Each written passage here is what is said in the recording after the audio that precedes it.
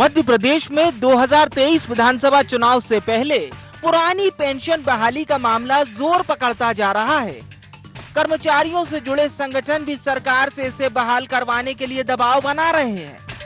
बता दें, राजस्थान और छत्तीसगढ़ में पुरानी पेंशन योजना लागू होने के बाद से ही मध्य प्रदेश का सियासी पारा भी उफान पर है। वहीं सरकार को कर्मचारियों के साथ विपक्ष भी चुनौती दे रहा है। बालाघाट में जनसभा के दौरान कमलनाथ ने बड़ी घोषणा करते हुए कहा कि मध्य प्रदेश में कांग्रेस सरकार बनते ही पुरानी पेंशन योजना लागू होगी। पुरानी पेंशन हम लागू करेंगे, 12 महीने बाद हम पुरानी पेंशन लागू करेंगे। पुरानी पेंशन हम लागू करेंगे, 12 महीने बाद हम पुरानी पेंशन लागू करेंगे। वहीं सरकार भी कर्मचारियों और पेंशनर्स को लेकर एक्शन मोड में नजर आ रही है। बता दें, शिवराज सरकार ने इनकी महंगाई राहत बढ़ाते हुए इसमें 6% की बढ़ोतरी की है। 1 अगस्त 2022 से बढ़ी हुई महंगाई राहत भी मिलेगी, जिसे लेकर विभाग ने बाकायदा आदेश भी जारी कर दिया है। वहीं कमलनाथ के पुरानी पेंशन योजना को बहाल करने की घोषणा पर नगरीय प्रशासन मंत्री भूपेंद्र सिंह का बयान सामने आया। मंत्री सिंह ने कहा कि कमलनाथ ने तो पहले भी कई घोषणाएं की थी, लेकिन उन घोषणाओं को पूरा नहीं किया। कमलनाथ जी ने तो जब 2018 का चुनाव था उस समय भी 400 घोषणाएं उन्होंने की थी और एक भी घोषणा 1.25 साल के कार्यकाल में उन्होंने नहीं की। एक बार जनता धोखा खा चुकी है, अब वो कितनी भी घोषणाएं करें इससे कुछ नहीं होने वाला। 2023 से पहले कर्मचारियों से जुड़े इस मुद्दे को लेकर प्रदेश का सियासी पारा भी हाई हो गया है। कर्मचारी संगठन राजस्थान, छत्तीसगढ़ की तरह प्रदेश में भी पुरानी पेंशन लागू करने के पक्ष में है। वहीं कमलनाथ के बयान के बाद से ही प्रदेश की सियासत भी बेहद गर्मा गई है। बता दें, अटल सरकार ने पुरानी पेंशन योजना बंद की थी, जहां अप्रैल 2005 से नई पेंशन स्कीम को लागू किया गया था। साल 2023 में राजस्थान और छत्तीसगढ़ के साथ मध्य प्रदेश में भी चुनाव है। अब इन दोनों राज्यों से चली पेंशन बहाली की हवा एमपी की आबो हवा को कितना बदलेगी, ये तो वक्त ही बताएगा। बहरहाल देखना दिलचस्प होगा कि बड़ा ऐलान कर कमलनाथ कांग्रेस को कितना बूस्ट कर पाएंगे, या फिर साल 2023 से पहले सीएम शिवराज कोई मास्टर स्ट्रोक लगाएंगे। ये देखने वाली बात होगी। Bureau report, IND 24।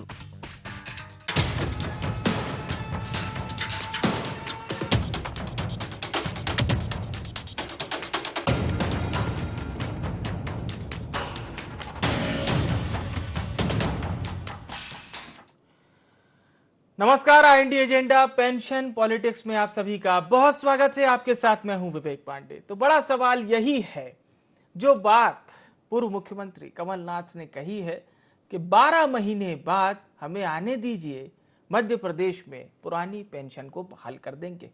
Madhya Pradesh से ही लगे हुए 2 राज्य यानी कि राजस्थान और छत्तीसगढ़, ये दोनों ही जगह कांग्रेस की सरकार है और दोनों ही जगह पर राजस्थान और छत्तीसगढ़ ने पुरानी पेंशन को बहाल कर दिया।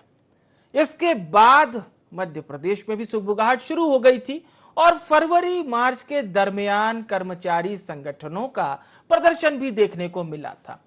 पर बड़ा सवाल यह है कि मध्य प्रदेश में क्या पूर्णतः जो सभी कर्मचारी संगठन हैं, क्या ये सबकी मांग है कि पुरानी पेंशन को लागू करना चाहिए, जिसे 2005 में अटल सरकार के समय बंद कर दिया गया था। नई पेंशन स्कीम लागू हुई थी।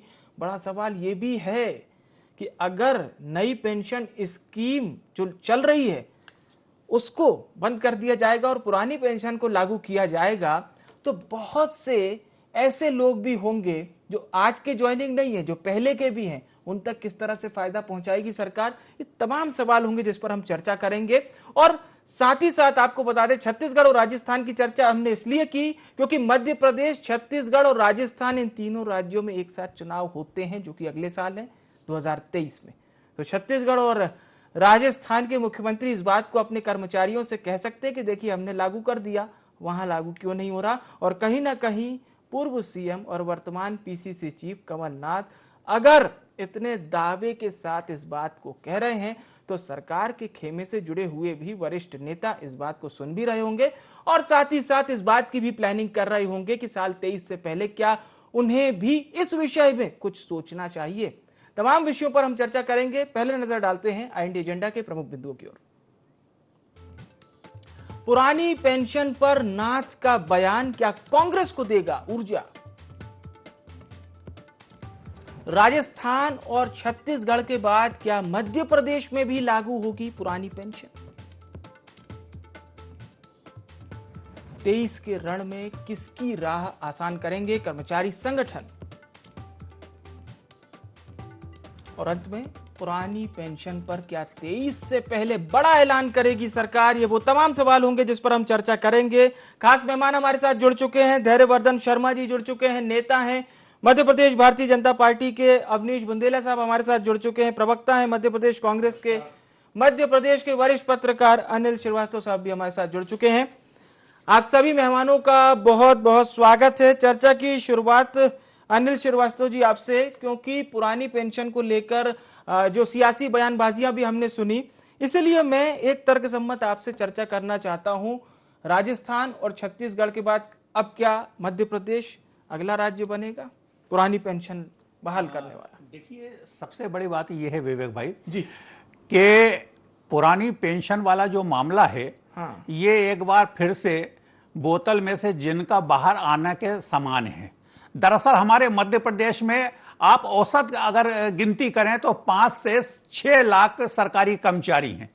मध्य प्रदेश का कोई भी विधानसभा क्षेत्र ऐसा नहीं है जहां 5,000 से लेकर 7,000 के बीच शासकीय कर्मचारी निवास नहीं करता है जी। एक कर्मचारी के पीछे एटलीस्ट 4 से 5 वोट होते हैं। अगर हम ये मान के चलें कि 5,000 मतलब 5 सदस्य भी होते हैं औसत एक कर्मचारी के परिवार में, तो 25 से 30,000 वोट हर विधानसभा क्षेत्र में कर्मचारियों का होता है। कांग्रेस और भारतीय जनता पार्टी में विगत जो चुनाव हुआ उसमें वोट परसेंटेज में कोई विशेष अंतर नहीं है। थोड़े से 1-2% अगर इधर उधर वोट होता है तो सरकारें गिर जाती हैं, सरकारें बन जाती हैं। अब अगर कमलनाथ के इस मास्टर स्ट्रोक से आप यूं मान के चलिए कि 25,000 मतदाता भी कर्मचारी के एक विधानसभा में है और उनने 5 से 6,000, हम ज्यादा की बात नहीं कर रहे, क्रॉस करने में सफलता प्राप्त कर ली, तो ये कांग्रेस के लिए बहुत अच्छी चीज होगी और भारतीय जनता पार्टी के लिए बहुत बड़ी चुनौती होगी। पहली चीज। दूसरी चीज, कांग्रेस शासित राजस्थान और छत्तीसगढ़ में क्योंकि हम पेंशन मतलब कांग्रेस पेंशन बहाली कर चुकी है पुरानी, लिहाजा कांग्रेस के पास ये तर्क है कि हम जो हमारी सरकारें वहां ऑलरेडी दे रही हैं, हम कोई जुमला नहीं फेंक रहे, ये हमारी 2 सरकारें हैं, 2 प्रदेशों की सरकारें, लिहाजा हम इसको यहां पर भी इंप्लीमेंट करेंगे। तो ये एक कांग्रेस के लिए बहुत बड़ी चीज होगी। निश्चित ही भारतीय जनता पार्टी कर्मचारी मुद्दे पर और पुरानी पेंशन के मामले में फिलहाल विवेक जी बैकफुट पर रहेगी। बैकफुट पर इसलिए कि अब जिस तरीके से शिवराज जी ने महंगाई भत्ता बढ़ाया है वो मैं समझता हूं ना काफी है। 30 से 35 साल अगर सर्विस करता शासकीय कर्मचारी और उसको पर्याप्त उसके जीवन के लिए, बुढ़ापे के लिए अगर पर्याप्त पेंशन नहीं मिलती या पर्याप्त वो नहीं मिलता तो उसका पूरा घर परिवार बिगड़ जाता है। अब पुरानी पेंशन जो मिलती थी उसमें कम से कम ये कि कुछ राहत हो जाती थी, जबकि उसके कंपैरिजन में जो नई पेंशन व्यवस्था लागू की गई है 5 के बाद, उसमें इतनी स्थिति नहीं बनती जिसकी कि उम्मीद कर्मचारी वर्ग करता है। जी बिल्कुल बिल्कुल। हम धैर्यवर्धन जी से जुड़ते हैं। धैर्यवर्धन जी, जब साल 2003 में अटल सरकार ने पुरानी पेंशन को बंद किया था और एनपीएस सिस्टम लागू हुआ था नए वित्तीय वर्ष यानी 1 अप्रैल 2004 से, और अभी तक अनवरत जारी है, लेकिन पुरानी पेंशन को कर्मचारी कहीं ना कहीं ज्यादा पसंद करते हैं, क्योंकि जो नए कर्मचारी आए उसके बाद से तो उन्हें तो पेंशन सिस्टम से बिल्कुल दूर रखा गया, उनको एनपीएस से जोड़ दिया गया। और जाहिर सी बात है, जिस तरह से पहले जो पेंशन स्कीम चलती थी, क्योंकि जाहिर सी बात है जब कर्मचारी रिटायर हो जाता है तो कहीं ना कहीं वो एक पेंशन ही होती है जो उसका न केवल जीने का आधार बनती है, एक सुरक्षा बनती है। और हिंदी भाषा की एक बड़ी अच्छी कहावत है, अंधे की लाठी, तो कहीं ना कहीं वो ये पेंशन ही होती है। और अब जो कमलनाथ जी बयान दे रहे हैं क्या भारतीय जनता पार्टी कुछ सोच विचार कर रही है इसको लेकर?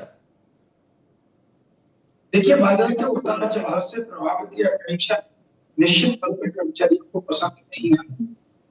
पर कर्मचारियों से जब भी हम बात करते हैं, एक बात मानते हैं, भारतीय जनता पार्टी कर्मचारी हितैषी सरकार है। हमारी सरकार ने हमेशा कर्मचारियों के हितों को सर्वोच्च प्राथमिकता दी है। आपने देखा होगा कि 500 रुपए की तनख्वाह पर शिक्षा कर्मी रखे गए, पंचायतों के कर्मी रखे गए, तमाम संविदा कर्मचारी, रोजगार सहायक वगैरह रखे गए। ये आज 25, 30 और 50 हजार के सम्मानजनक वेतन के साथ काम कर रहे हैं। तो सरकार अपनी आर्थिक स्थिति को ध्यान में रखते हुए कर्मचारियों के हित में निर्णय करती है। उस समय कुछ बेहतर सोचा होगा, शायद कुछ अच्छे की कल्पना रही होगी, इसलिए वह सिस्टम लागू किया गया। आज परिणाम अनेक सेवानिवृत्त हुए कर्मचारियों को उतने अच्छे प्रतीत नहीं हुए, तो समय समय पर उनके संगठन सरकार के समक्ष जाकर के अपनी बात रखते हैं और सरकार उनकी बेहतरी के लिए हमेशा अच्छा सोचती है। रही बात कांग्रेस पार्टी की, तो कांग्रेस पार्टी तो केवल चुनावी फायदा उठाने के लिए लॉलीपॉप देना चाहती है। उस पर मुझे लग रहा है हमारे कर्मचारी भाई बहन इतनी आसानी से भरोसा नहीं करेंगे। जी ठीक है। बुंदेला साहब, ओपीएस को मुद्दा उत्तर प्रदेश में भी बनाया था समाजवादी पार्टी ने, हालांकि नतीजे समाजवादी पार्टी के पक्ष के नहीं रहे। आप लोग भी मुद्दा बना रहे हैं ओपीएस को? जी देखिए, एक बात आप समझिए, सबसे पहली बात तो इस देश में पेंशन है क्या? पेंशन बेसिकली बुढ़ापे की लाठी की तरह है, क्योंकि कई ऐसे भी होते हैं कि उनके बच्चे उनसे दूर रहते हैं, पारिवारिक मतभेद रहते हैं, तो वो बुढ़ापे में जो व्यक्ति नौकरी करता है, वैसे भी आपने देखा हमारे देश में जिस स्तर से महंगाई बढ़ रही है उस स्तर से उन लोगों की तनख्वाहें नहीं है सरकारी नौकरी में खासकर। और विवेक जी, एक बात तो बताऊं, 2003 में जब ये अटल बिहारी सरकार ने ये महापाप किया पेंशन बंद करने का, बीच में कई बार बात उठी कि पेंशन लागू करना चाहिए, लेकिन उस समय देश की आर्थिक स्थिति कह लें या लोगों की प्रति व्यक्ति आय काफी अच्छी थी। लेकिन आप देखें 2013-14 के बाद निरंतर जिस तरह से महंगाई बढ़ रही है, क्योंकि किसी ने नहीं सोचा था विवेक जी कि हम कभी 125 रुपए का पेट्रोल, एलपीजी गैस सिलेंडर 300-300 के मिला करते थे, आज की तारीख में 1100-1200 तक चले जाते हैं। खाने का तेल 40 रुपए प्रति लीटर हुआ करता था, आज की तारीख में 250 रुपए पार कर गया। तो अब स्थिति यह है कि बिना पेंशन के अच्छा खासा जो व्यक्ति जिसने अपने जीवन काल में सेकंड क्लास की नौकरी की हो, मैं आपको बताऊं, नौकरी करता है, एक घर भी बनाता है, उसकी बहुत सारी बचत उसमें निकल जाती, बच्चों को सेटल करता है, शादियां करता है, खुद के लिए कुछ जेवर बनवाता है, बुढ़ापे में स्थिति ये आ रही है विवेक जी, आप आश्चर्य करेंगे, से कई उदाहरण देखने आए हैं कि एक सेकंड क्लास अधिकारी जिसको पेंशन नहीं मिल रही है, वो स्थिति ये है उसकी कि वो कहते हैं ना, एक बहुत निम्न स्तर का जीवन जीने का मतलब भूखमरी की स्थिति आ गई। मतलब ये भी देखा गया कि वो सरकार के द्वारा वितरित 5 किलो आटा राशन ये लेने पर मजबूर हुआ। तो ये स्थिति एक सेकंड क्लास। तो और अच्छा, दूसरी बात समझे विवेक जी, अगर आप हमारे देश की दिक्कत ये होती है कि ये तुरंत तुलना कभी भी कहते हैं हम पाश्चात्य सभ्यता के नहीं, हम तो भारत देश के हैं, अच्छी बात है, लेकिन तुरंत फिर वहां से तुलना कर दोगे कि देखिए विदेशों में, देखिए विदेशों में क्या है, आप चाहे अमेरिका चले जाएं, जैसे मैं कनाडा की बात बताता हूं, कनाडा में विवेक भाई अगर मैं और आप वर्किंग वीजा लेकर जाते हैं नौकरी ढूंढने के लिए, सरकार हमको एक बार में $4000 अमेरिकी देती है, जिससे कि आप नौकरी ढूंढ लो, अपने आप को सेटल कर लो, नहीं तो भैया वापस चले जाओ, वर्किंग वीजा दिया है। और यही स्थिति अमेरिका की, अमेरिका में उन्होंने देखा है कि जो बुजुर्ग लोग हैं और अगर जिनकी फाइनेंशियल स्थिति खराब है, आप पता कर लें, अमेरिका उनको साल में $6000 देता है उनके सर्वाइवल के लिए। जिनको नहीं चाहिए होता कि उनकी स्थिति अच्छी है अगर वो, तो ये वो उनको नहीं मिलता है। तो हमारे देश में ऐसी कोई व्यवस्था नहीं है। आप देखें विवेक भाई, एक व्यक्ति 30 साल नौकरी करता है और TDS, service tax, income tax सब कुछ देता है, फॉर्म 16 से उसका पता चल रहा है, और कई सारे लाखों रुपए टैक्स देता है, लेकिन उसके रिटायरमेंट के बाद इस देश में आज तक इस तरह की इतनी सारी नीति बना के आया मोदी जी। कुछ नीति बना देते, नोट तक बंद कर दी आपने लॉकडाउन तक लगा दी, आपने रात को 12 बजे जीएसटी लागू कर दिया। कुछ ऐसी नीति आप क्यों नहीं लेके आए कि जिससे, मैं तो कहता हूं भाई आपके साथ मैं वर्तमान में कह रहा हूं कि जिस तरह का अभी अपने उत्तर प्रदेश का जिक्र किया ना, बेसिकली उत्तर प्रदेश की जनता झूला झूल रही है, भगवान प्रभु श्री राम के उसमें बड़ी मस्त है, झूला झूल रही है, अच्छी बात है। मतलब उसको लगता है कि उनको आवश्यकता नहीं है, उन्होंने दूसरा रास्ता चुना। देखिए मैं जनता पर कोई छीटाकशी नहीं कर रहा हूं विवेक भाई, जनता ने चुना भाई, हमको नहीं चाहिए विकास, हमको भैया धार्मिक चीज ज्यादा अच्छी लगती है हमको, जातिवाद ज्यादा अच्छा लगता है, जनता ने चुना, कोई बड़ी बात नहीं। मुझे हो सकता है आगे जाके उनको एहसास हो कि पेंशन जरूरी है, डेवलपमेंट जरूरी है, विकास जरूरी है, रोजगार जरूरी, हो सकता है अगली बार जनता अपना सोच बदलेगी। ये तो देखिए, तो मैं वही कहूँ विवेक भाई, ये जो महापाप भारतीय जनता पार्टी ने किया है और कमलनाथ जी ने जो घोषणा की है, मैं कहना चाहता हूं अपने भाजपा के मित्र से, हमारी खोखली या चुनावी घोषणा नहीं है। ऑलरेडी हमारे जो 2 राज्य हैं वर्तमान में कर चुके हैं, और अगर हमारी सरकार गिराने का महापाप सिंधिया के साथ मिलकर आपने नहीं किया होता, हम भी कर चुके होते। हम तो फिर से कह रहे हैं ना कि 2023 में अगर हमारी सरकार बनी तो हम इसके पेंशन स्कीम, पुरानी पेंशन स्कीम लागू करेंगे। और सुनिए, कमलनाथ जी कोई झूठे वादे नहीं करते।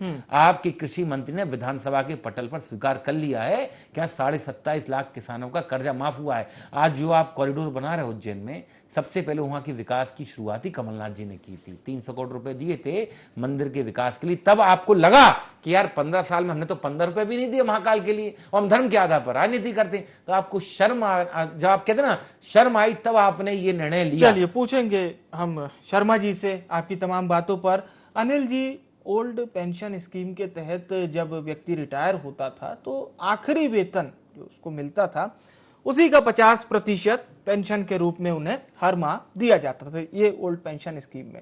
लेकिन एनपीएस में से खत्म कर दिया गया। एनपीएस के रूल रेगुलेशन अलग हैं। एनपीएस को अगर सरकार तो ये भी कहती है कि देखिए एनपीएस के तहत जो पैसा है, यदि पेंशन स्कीम से उसकी तुलना करें तो ज्यादा पैसा दिया जाता है। तो क्या ये तर्कसम्मत अधिकारियों को और कर्मचारियों को नहीं समझ में आ रहा, जो नए ज्वाइन है? खासतौर से हम अगर 2004 के बाद के अधिकारी और कर्मचारियों की बात करें। नहीं, देखिए विवेक भाई, सबसे बड़ी स्थिति ये है कि आदमी अपनी आर्थिक स्थिति की तुलना करता है वर्तमान महंगाई की दर से। जी। वर्तमान स्थिति क्या है जी। इस हिसाब किताब से अगर कर्मचारी ये कह रहा है कि हमें पुरानी पेंशन से ही लाभ हो सकता है, वर्तमान पेंशन स्कीम जो चल रही है वो हमारे लिए अपर्याप्त है। और सबसे बड़ी बात तो ये देखिए कि वैसे कर्मचारी, बहुत कर्मचारियों के कई संगठन है, सैकड़ों संगठन है, कुछ उसमें गैर मान्यता प्राप्त भी है, मान्यता प्राप्त भी है। लेकिन ये एक ऐसा मुद्दा है कि इस मुद्दे पे सारे कर्मचारी संघ एकजुट हैं। हमें अच्छी तरीके से याद है कि कर्मचारी वो हस्ती होता है, वो एक तबका होता है कि अगर नाराज हो जाए तो अच्छी से अच्छी सरकार गिरा देता है। दिग्विजय सिंह सरकार गिराने का श्रेय अगर किसी को जाता है तो सिर्फ और सिर्फ कर्मचारियों को जाता है। हमारे धैर्यवर्धन जी ने अभी बहुत अच्छी बात कही, बहुत अच्छे भारतीय जनता पार्टी के नेता हैं। और सबसे बड़ी बात, डिबेट में कभी भी धैर्य नहीं खोते, हमेशा धैर्य बना के रखते हैं, ये इनकी क्वालिटी है। मेरे साथ कई बार डिबेट में बैठे हैं, बड़े अच्छे नेता हैं ये। इनकी एक बात अच्छी लगी कि भारतीय जनता पार्टी ने काफी कुछ तनख्वाहें कई गुना बढ़ाई शिक्षकों की। मैं इनसे सहमत हूं। पहले किसी जमाने में उनको 2, 5, 4 इस तरीके से मिलती थी, जो भारतीय जनता पार्टी ने यानी शिवराज सरकार ने उसकी 4 से 5 गुना करी। लेकिन मौजूदा स्थिति में धैर्यवर्धन जी वो पर्याप्त साबित नहीं हो रही, और यही सबसे बड़ा एक ड्रॉबैक है जो आने वाले समय में भारतीय जनता पार्टी को फेस करना है। ठीक है, धैर्यवर्धन जी प्लीज। जो भी होगा अच्छा होगा। कर्मचारी के हित में सरकार हमेशा से 2 कदम करती आई है, बढ़ती आई है। अभी भी हम यही भरोसा दिला सकते हैं कि मध्य प्रदेश के जो आर्थिक हालात हैं, कर्मचारियों की जो मांगे हैं, उनके बीच में समन्वय स्थापित करते हुए कर्मचारियों के हित में हमेशा सही निर्णय होंगे, बेहतर निर्णय होंगे। बस इतना ही भरोसा मैं दिला सकता हूं। जी, लेकिन जो बात अवनीश जी ये कह रहे हैं कि अगर लागू करना होती तो शिवराज सरकार या तो पहले भी कर सकती थी, क्योंकि कमलनाथ जी ने ये बात कही है तो जाहिर सी बात है अब कांग्रेस के जितने भी नेता और प्रवक्ता हैं वो इस बात को दोहराएंगे और इस बात को भी कहेंगे कि देखिए राजस्थान और छत्तीसगढ़ दोनों जगह हमारी सरकार है। पहले राजस्थान ने लागू किया, उसके बाद छत्तीसगढ़ ने लागू किया, अब मध्य प्रदेश की बारी है। मैंने बताया ना, कर्मचारियों का बड़ा तबका है, वो सरकार की सद्भावना पर यकीन रखता है। जी। शिवराज जी का जो कर्मचारी हितैषी स्वभाव है, उस पर उसको अंतर्मन से भरोसा है। इसलिए वो भरोसा कायम है। बेहतर निर्णय होगा उनके भविष्य को ध्यान में रखते हुए। अनेक कर्मचारी हितैषी निर्णय इस सरकार ने किए हैं, चाहे पेंशन का, पुरानी पेंशन का मामला हो या दूसरे और अन्य मांगे हों। सरकार हमेशा से सकारात्मक भाव में उनका निराकरण करने का प्रयास करती है। मैंने बताया ना कि कोरोना काल के बाद मध्य प्रदेश की आर्थिक स्थिति चरमरा गई थी और इतने कठिन हालातों में भी समय पर तनख्वाह दे पाए, किसी प्रकार की कर्मचारी को कोई तकलीफ नहीं आई। ये उस कालखंड की बहुत बड़ी उपलब्धि है। अब समय में सुधार है, क्या क्या और बेहतर कदम उठाए जा सकते हैं। मैं इंडिविजुअल किसी एक विषय को केंद्रित करके बोल पाने की स्थिति में नहीं हूँ जी, पर बस मैं इतनी कहूंगा कि जरूर बेहतर कदम उठाए जाएंगे। बेहतर कदम उठाए जाएंगे। अवनीश जी, पहली बात तो धैर्यवर्धन जी, मैं भी कहता हूँ कि एक बहुत संजीदा और बहुत ही व्यवहारिक इंसान है। मैं उनको व्यक्तिगत तौर पर जानता हूँ, बहुत अच्छे इंसान है, भाजपा के अच्छे नेता हैं, मैं उनका बहुत सम्मान करता हूँ। और दूसरी बात मैं बताऊं कि देखिए, जहाँ तक कर्मचारियों की तनख्वाह की बात है, विवेक जी मैं आपकी बात का जवाब दे रहा हूँ और धैर्य भाई की बात का भी जवाब दे रहा हूँ। देखिए, जब भी नियुक्ति होती, सन 80 में जब सब इंस्पेक्टर की नियुक्ति होती थी तो 750 रुपए का उसका वेतनमान होता था। 750 रुपए का वेतनमान, यानी उसको भत्ते भत्ते जोड़ के लगभग 3000 तनख्वाह मिला करती थी। ये आप चेक कर लें, सन 80 की नियुक्ति, सन 80 की। हाँ, क्योंकि मेरे फादर की मुझे अच्छे से वो बताते हैं कि सन 80 में उनकी भी नियुक्ति हुई थी, वो वर्ग 2 में हुई थी, क्लास 2 में, वो सीओ के तौर पे हुई थी। तो बताते थे उस समय कि हमारा 950 रुपए का वेतनमान था और सब इंस्पेक्टर बोल रहे थे हमको 750 का वेतनमान मिल रहा था, इसलिए मैंने ये नगर पालिका की नौकरी कर ली, इसमें तनख्वाह ज्यादा थी। वो बताते थे सब कट पिट के उसमें 4,000 रुपए उनके। तो ये अब अच्छा, जब वो रिटायर्ड हुए तो लगभग उस समय उनकी तनख्वाह लगभग नेचुरली ऐसा होता है 80-90 हजार के आसपास रही होगी। तो अभी एक आध साल में, तो मैं ये बता रहा हूं, देखिए ये तो होता है। जब हमने वो शिक्षा कर्मी या जो पहले रखे गए, तो मैं बताना चाहता हूं साहब, वो शुरुआत थी और एक नई व्यवस्था लाई गई थी दिग्विजय सिंह के समय, क्योंकि पहले जो होते थे टीचर चलते थे। पहले आपको याद होगा एक एग्जाम होता था, शायद पता नहीं उस एग्जाम का क्या नाम था, नेट मेट करके ऐसा कुछ नाम हुआ करता था, कि उसके लिए आपको कुछ डिग्री करना पड़ती थी, उसके बाद वो एग्जाम, वो कई बार वो एग्जाम सालों तक नहीं होता था और उससे कई सारे, अच्छा वो सेंट्रल के और उसके साथ होता था, तो कई सारे लोग उस समय ओवरेज हो गए थे। इसलिए एक नई व्यवस्था लेकर आई गई थी कि जिसमें कि जो लोग हैं जो हैं कि शिक्षा कर्मी के आपकी मार्क के आधार पर, आपके नंबर काउंसलिंग के आधार पर उनको शिक्षा कर्मी रखे गए। और उनको स्टार्टिंग में ये था साहब कि जो वर्ग 3 का शिक्षा कर्मी था उसको लगभग 1500 रुपए मिलते थे, वर्ग 2 वाले को 2,500 या 3,000 मिलते थे और वर्ग 1 वाले को 4,500-5,000 रुपए मिलते थे। तो ये व्यवस्था लाई गई थी। अब शने साहब, और जैसे ये व्यवस्था लाई 2-3 साल में शायद दिग्विजय सिंह की सरकार चली गई थी। अब शिवराज जी उसके बाद सत्ता में आए, 15 साल आप जब रहे हैं भैया, तो 15 साल में जिस तरह से, अगर उस समय की बात करें आप 2003 या 2002 की विवेक भाई, तो उस समय सोना 4,000 रुपए 5,000 रुपए तोला हुआ करता था। अब 5,000 रुपए तोला सोना होगा, वो आज 50,000 का है, तो आप क्या उनकी 10 गुनी तनख्वाह नहीं बढ़ाओगे क्या? तो ये तो सब नेचुरल है, इसमें ना भाजपा कुछ कर सकती है ना कांग्रेस कुछ कर सकती है। लेकिन हाँ ये है, अगर समय के साथ आप तनख्वाह नहीं बढ़ाते हो, वहीं से स्टार्ट होती जरूरत पेंशन की, ठीक है। और क्योंकि आपको लगा उस हिसाब से आप देखें तो उस रेशो में तनख्वाहें नहीं बढ़ी लोगों की, आज भी मैं कह रहा हूं, तो आज आवश्यकता महसूस होती पेंशन की। तो मैं मानता हूं जो सरकार, जो कमलनाथ जी ने घोषणा की है, हमारी सरकार बनती है और ये नहीं भी बनती है तो हमारी तो निरंतर मांग रहेगी कि साहब पेंशन स्कीम लागू हो, जो भी कांग्रेस शासित राज्य सब जगह पेंशन स्कीम लागू हो। ठीक है। धैर्यवर्धन जी, अगर आपको जवाब देना चाहेंगे अवनीश जी की बात का। नहीं, मैं अवनीश जी की एक बात से सहमत हूँ। कर्मचारी का जो बुढ़ापा है उनका बहुत ही स्वाभिमान के साथ, आत्मसम्मान के साथ और सुख के साथ उनका चौथापन गुजरना चाहिए। वो किसी के आगे हाथ फैलाने के लिए मोहताज ना हो, ये बहुत अच्छी बात है। और हमारी सरकार उस दिशा में ऐसा ही सोचती है कि कर्मचारी कल्याण का भाव सभी हमारे मन में है।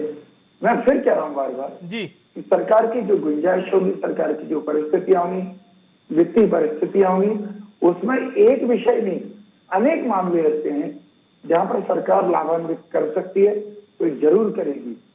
और सैद्धांतिक तौर पर मैं आपकी इन बातों से सहमत हूं कि आफ्टर रिटायरमेंट पर्याप्त पैसा कर्मचारी को मिलना चाहिए, वरना उनको बहुत ही तकलीफ भरे जीवन जीना पड़ता। बिल्कुल सही बात। अनिल जी, अंतिम प्रतिक्रिया आपकी। देखिए, जिस तरीके से धैर्यवर्धन जी कह रहे हैं कि सरकार उनके साथ खड़ी है और उनका पूरा ध्यान रखेगी, अगर वास्तव में ये ऐसा है तो मैं समझता हूं बहुत अच्छी चीज है। और अगर भारतीय जनता पार्टी पुरानी पेंशन योजना पे और आगे बढ़ती है और कुछ इस तरीके से व्यवस्था करती है कि उनके बुढ़ापे की लाठी कहलाने वाली मतलब पेंशन उनके लिए मददगार होती है, तो निश्चित ही ये शिवराज सिंह चौहान जी का मास्टर स्ट्रोक होगा और निश्चित निश्चित ही इसके अच्छे परिणाम आएंगे। चलिए, बहुत बहुत शुक्रिया आप सभी सम्मानित जनों का हमारे साथ कार्यक्रम में शरीक होने के लिए। तो पुरानी पेंशन बहाली पर हम चर्चा कर रहे थे।